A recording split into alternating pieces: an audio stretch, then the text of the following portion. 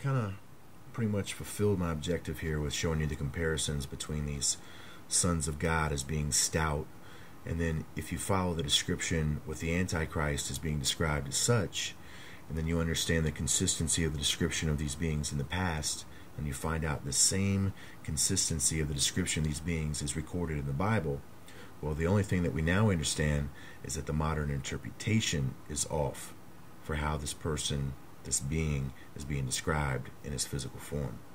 So really the consistency is in the ancient description.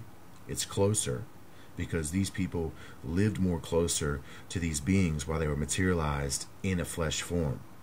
So the modern account has lost that consistency. I'm just kind of showing you that now that you can see that description is there in the Bible with the same likeness of the ancient record.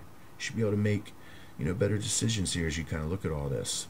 Now this part right here, I'm really just not going to talk anymore about this from this diagram, I guess. I'm going to show you a little other connection real quick, but it really ties in, it locks into the other series, Serpent Egg.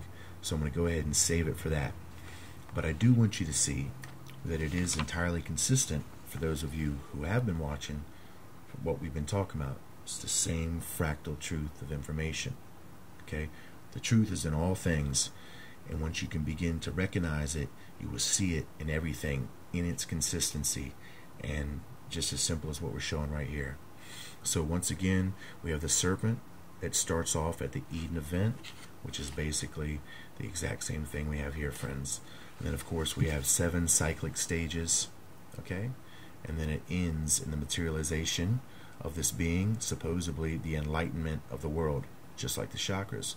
And then, I've already worked this out equationally all the way through and show the same thing, the same reflection of information, okay, to equal what we get from every bit of every form of scriptural viewpoint concerning these beings. It all ties up and says the same thing. So I guess at this point I'm going to show you something right here in Deuteronomy that is going to just show us something about this chakra that's going to actually give us just one more connection to kind of see. Now this is still chapter 33. This is going to be Moses' dying blessing. Once again, a vision that he sees in the last days for the individual members of the 12 tribes. It's where we're going to find Dan being depicted as this lion's whelp in the last days as he leaps forth from the land of giants, which is what Bashan is. So understand this. We just talked about this rising Kundalini, of course, and then we're talking about this end of an age right now. And then what we have further understood, and what's right here on this Iraqi dinar, we've got these unicorns that are being exalted right under the path of these stars, the Pleiades, the judgment, now the chakras.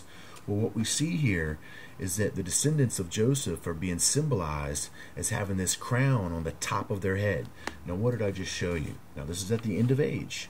And of course, we know these descendants of Joseph, Ephraim and Manasseh, are the fallen, false Israel. They're the occult worshippers. You need to check out Hosea for Ephraim. Now, what do we got here at the end of the age with this crown chakra that fits into the fractal? Of course, what they think they're going to inherit this earth for 1,000 years and have this material kingdom golden age. Now, remember, Jesus Christ taught that the kingdom was at hand, that you could dwell in it already. All you had to do was enter by faith in the Spirit.